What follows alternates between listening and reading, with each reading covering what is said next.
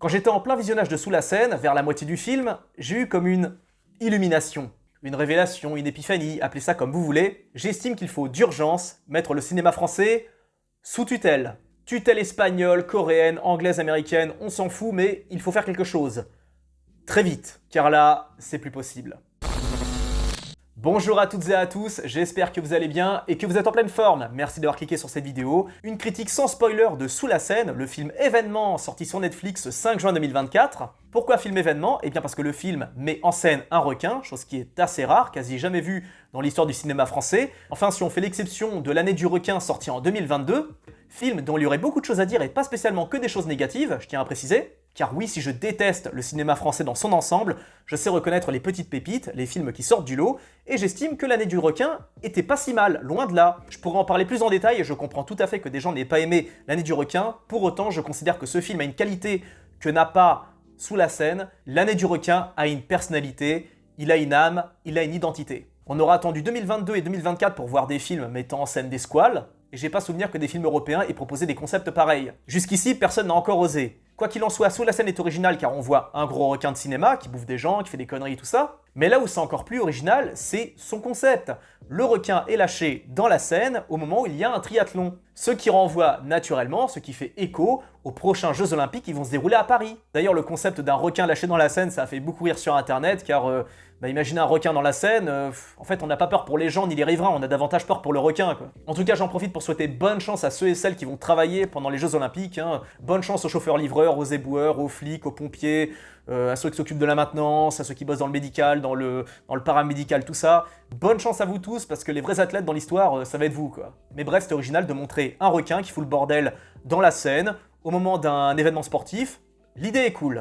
Seulement, quand on se penche sur le réalisateur et le scénariste, là, ça commence à devenir stressant. À la réalisation, on a Xavier Gans, connu principalement pour avoir réalisé Frontières, Hitman et Farang dernièrement. Personnellement, j'ai beaucoup de respect pour Xavier Gans de par son parcours, car le mec est parti de rien, il a commencé tout en bas, il n'est pas passé par une école de ciné ni rien, il a démarré sur le terrain et il a fini aux États-Unis à bosser pour des gros studios, à gérer des films à plusieurs millions de dollars, et ça, je respecte. Même si ces films sont très moyens. Je l'ai toujours considéré un petit peu comme une sorte de sous-Alexandre Aja. Alexandre Aja qui pour moi est une véritable fierté nationale car le gars s'est expatrié aux États-Unis et a fait un super boulot jusque-là. Personnellement, je suis pas un fan de Xavier Gans, que j'ai toujours vu comme un faiseur, mais un bon faiseur. Mais ça reste un faiseur quand même. Alors que chez Alexandre Aja, il y a une personnalité, il y a des prises de risques, il y a quelque chose. Quand vous regardez La Corrida des yeux, vous comprenez tout de suite. Mais si le nom de Xavier Gans à la réalisation m'a plutôt inquiété, il y a un autre nom qui m'a fait frissonner, c'est celui de Yannick Dahan, qui est au scénario. Alors Yannick Dahan est connu sur internet depuis une bonne dizaine d'années par rapport à ses critiques. Des critiques avec un style très exubérant, très énergique, perso j'adhère. Et il est connu également pour avoir réalisé La Horde, le premier film de zombies français. Un film sorti en 2010. Et si le film en soi, je veux dire, est pas spécialement terrible, je reconnais les prises de risque, je reconnais, l'ambition. Le fait qu'on ait affaire au premier film de zombies français, c'est pas rien. Même si je n'aime pas spécialement ce film pour tout un tas de raisons, ça reste quand même un petit plaisir coupable. À l'époque de sa sortie, le film s'est fait massacrer, mais j'estime qu'il mérite quand même une petite réhabilitation. On n'a pas affaire à un chef-d'œuvre, mais on a affaire à un bon divertissement. Faudra juste boucher ses oreilles à certains moments, car les personnages sont juste insupportables, comme dans le gros des films de genre français. Systématiquement, quand on met des personnages dans des films français, surtout des banlieusards, les réalisateurs ont la fâcheuse tendance à les faire hurler sans arrêt. C'est le cas pour La Horde, c'est le cas pour Vermine, et ça franchement ça peut vous créer des acouphènes. Et pourtant je vous garantis que j'ai l'habitude d'écouter des gros sons, des trucs qui défoncent les oreilles, mais là honnêtement des fois c'est à la limite du supportable. Mais bref, en tout cas j'étais moyennement convaincu par le nom de ces deux zozos, et effectivement mes craintes se sont confirmées au cours du visionnage, et j'ai été plus que déçu. Car comme je l'ai dit, Xavier Gans est un faiseur. C'est un bon faiseur, mais c'est un faiseur quand même. Et le problème de la scène, c'est que, aussitôt vu, aussitôt oublié, malgré les prises de risque. Et des prises de risque qui sont prises sur le tard. Car les seules prises de risque que vous verrez dans ce film, c'est sans déconner sur les 5 à 3 dernières minutes. Mais no fake, hein.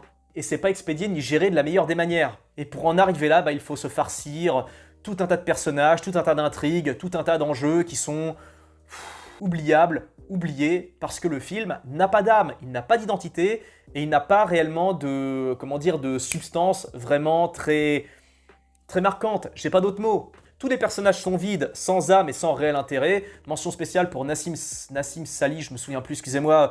C'est devenu l'égérie un petit peu de Xavier Gans parce qu'il a tourné avec lui pour Farang l'année dernière. Personnellement, je ne peux pas supporter cet acteur car quand je le vois, surtout dans ce film où il joue les flics, modèle, tout ça, je ne peux pas m'empêcher de voir ce que j'ai vu auparavant chez lui, son personnage insupportable dans Passant Pécho, son autre personnage insupportable dans Mauvaise Herbe. J'ai beaucoup de mal avec cet acteur, même s'il est très beau gosse, même s'il est très bon en chorégraphie, en baston, tout ça, mais j'estime qu'en termes d'acting, il est mauvais, mais à peu près comme tous ceux qu'on voit dans le film. Bérénice Bejo aurait pu être remplacée par une autre, largement, je vois vraiment pas ce qu'elle foutait là. Et le gros des acteurs, les seconds rôles, tout ça, n'ont aucun intérêt, il n'y en a aucun qui arrive à se démarquer, et c'est ça qui est problématique, contrairement à L'année du requin. J'ai appuyé la comparaison naturellement car c'est un film qui met en scène un requin là aussi, mais je me rappelle davantage de L'année du requin car les personnages sont identifiables. Ils ont une âme, ils ont une personnalité, ils ont une humanité. Et j'entends bien que des tas de gens n'aiment pas ce film, pour des raisons objectives, explicables, etc. Mais quand je compare L'année du requin et Sous la Seine, j'y capte un différentiel juste...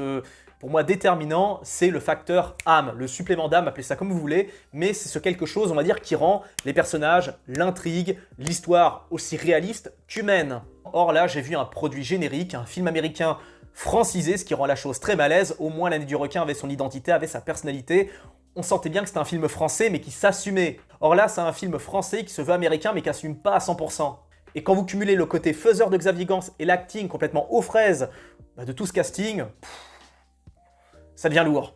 Ajoutez à ça les pistes musicales qui n'ont aucun intérêt, qui sont aussitôt oubliées après écoute. Le seul vrai point fort de ce film, c'est la photographie, c'est l'esthétique, même si malheureusement c'est des choses qu'on a déjà vues 250 000 fois dans des films du même genre. En tout cas, Sous la Seine, malheureusement, ne réinvente en rien le genre. Le film est extrêmement générique, j'ai l'impression de voir un mauvais produit américain mixé avec un mauvais produit français. C'est vraiment la synthèse de ce qui se fait de pire malgré les moyens. Et même les passages où le film se veut un peu pertinent, comme l'espèce de caricature d'Hidalgo, ou la caricature des militants écolos qui veulent sauver la nature, les animaux, tout ça, qui finalement se font avoir par le requin. Bon, je ne rentre pas dans les détails pour pas spoiler, mais ça se veut un petit peu pertinent, mais ça va pas au bout, et c'est lourd. Voilà, ce film est lourd. Car le film se prend au sérieux, trop au sérieux. Il n'y a pas un seul moment où c'est vraiment léger, il n'y a pas un seul moment où il y a une vraie identité. Comme j'ai dit, c'est vraiment la synthèse de ce qui se fait de pire aux États-Unis et en France. Et je sais ce que certains vont me dire dans les commentaires, donc c'est pour ça les gars, épargnez-vous cette peine.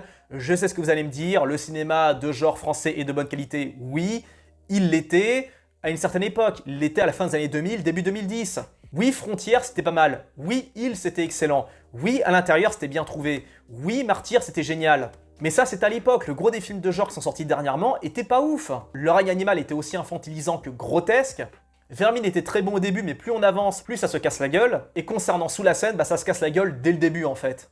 Car on voit ici une mauvaise parodie de mauvais films américains, car même les Américains osent plus faire des films de genre comme ça, c'est fini. En tout cas, malgré certaines originalités, le film s'est laissé effondrer sous les clichés, sous les persos insupportables, les persos génériques, sous les les situations semi-rocambolesques, enfin...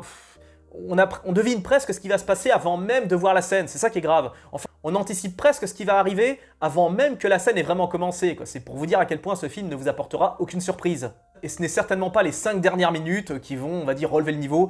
Une fin complètement bâclée, on sent bien qu'ils étaient à bout de force, qu'ils ont voulu faire un... Vous savez, c'est un peu en mode, mais littéralement, c'est on fait tout sauter dans l'espoir de voir quelque chose renaître, quelque chose arriver, quelque chose... Enfin, surprendre le spectateur. Sauf qu'on est tellement sur les rotules, on est tellement à bout de force que on ressent plus rien, on a juste qu'une hâte, voir le générique défiler, et basta.